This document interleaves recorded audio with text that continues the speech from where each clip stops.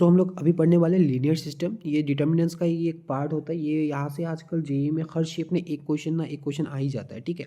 तो हम लोग पहले पढ़ते हैं कि केस वन की अगर एक नॉन होमोजेनियस सिस्टम हो गया तो उसमें कैसा लगता है। जैसे कि यहाँ पे देखो अपने a one x plus b one y is equal to c one z. ये होमोजेनियस में क्या होता है ना, ये जो ये वाला पार्ट होता है ना कांस्टेंट वाला D one D two D three, इसमें यहाँ पे वैल्यूज़ होता है, ठीक है, होमोजीनियस पे। बट आपका जो नॉन होमोजीनियस इक्वेशन होता है ना, मतलब सॉरी होमोजीनियस जो होता है, इसमें आपका क्या होता है, देखो जीरो, सब में जीरो आ गया, ठीक है, इसमें कोई वैल्यू होता ही नहीं है। D one D two D three जो है वो जीरो आ जाता है, इसको हम लोग होमोजीनियस बोलते हैं। नॉन होमोजीनियस में वैल्यूज रहता है, ठीक है। इसको हम लोग बेसिकली ऐसे लिख सकते हैं कि D is equal to coefficient A one A two A three, ठीक है, B one B two B three, C one C two C three. D one में हम लोग क्या कर देंगे, डी वन में हम लोग पहला कॉलम ये D one D two D three जो है उसको रिप्लेस कर देंगे पहले कॉलम के साथ, ठीक है।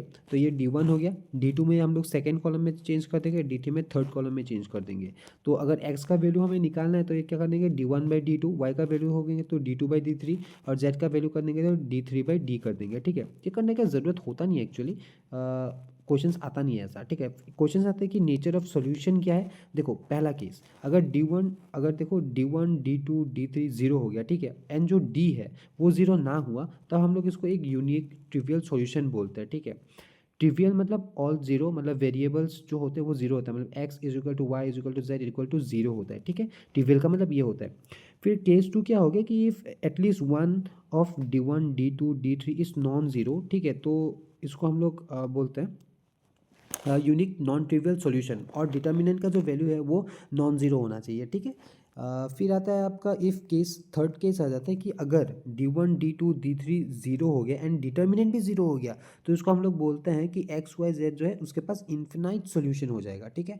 फिर केस फोर में आ जाता है कि अगर at least D one D two D three non zero हो गया एंड बट डिटर्मिनेंट जीरो हो गया, ठीक है, मतलब जो डी है, मेन जो डी है वो जीरो हो गया, तो उसको नो सॉल्यूशन बोलेंगे, मतलब इनकॉन्सिस्टेंट भी हम लोग उसको बोलते हैं। तो फिर से एक बार याद रख लो कि पहला केस क्या था कि D one D two D three zero है बट डिटर्मिन डी जीरो नहीं है, तो यूनिक ट्रिवियल सॉल्यूशन मिलता है। अगर सेकेंड केस हो गया कि at least D one D two three से कोई एक जीरो ना हो, ठीक है, नॉन जीरो है एंड डिटर्मिनेंट भी जीरो नहीं है, तो यूनिक नॉन ट्रिवियल सॉल्यूशन। पर अगर D one D two D three सारे जीरो एंड डिटर्मिनेंट भी जीरो है, मतलब यूनिक वो होता है इन्फिनाइट सॉल्यूशन। अगर D one D two D three एक नॉन जीरो है बट डिटर्मिनेंट जीरो हो गया, तो वो नो सॉल्यूशन इनकॉन्सिस्टेंट देता है, ठीक है। यूनिक सॉल्यूशन आप बोल सकते हो कि केस वन एंड टू का, जो अगर सिर्फ क्वेश्चन में पूछे कि यूनिक सॉल्यूशन कौन सा है, तो केस वन एंड टू का हम लोग यूनियन ले सकते हैं, ठीक है, मतलब जो डिटर्मिनेंट नॉन जीरो है, ठीक है। फिर आता है होमोजेनियस सिस्टम। यहाँ पे तो मैंने बताया जैसे कि यहाँ पे D one D two D three equal होता है, जीरो होता है, ठीक है। इसमें हम लोग क्या रखते हैं, यहाँ पे दो ही होता है आपका कि अगर डिटर्मिनेंट नॉन जीरो है, ठीक है, तो उसको हम लोग बोलते हैं डी, अगर नॉन जीरो है तब हम लोग उसको बोलते हैं यूनिक ट्रिवियल सॉल्यूशन। अगर डिटर्मिनेंट जीरो हो गया तो इसको हम लोग बोलते हैं इन्फिनाइट सॉल्यूशन, ठीक है, नॉन ट्रिवियल, दोनों ही नॉन ट्रिवियल है, ठीक है। तो यही था आज का वीडियो, ठीक है। होप आपको ये वीडियो अच्छा लगेगा। क्वेश्चन ज़रूर प्रैक्टिस कर लेना, यहाँ से क्वेश्चन आप इजीली बना सकते हो, +4 ला सकते हो।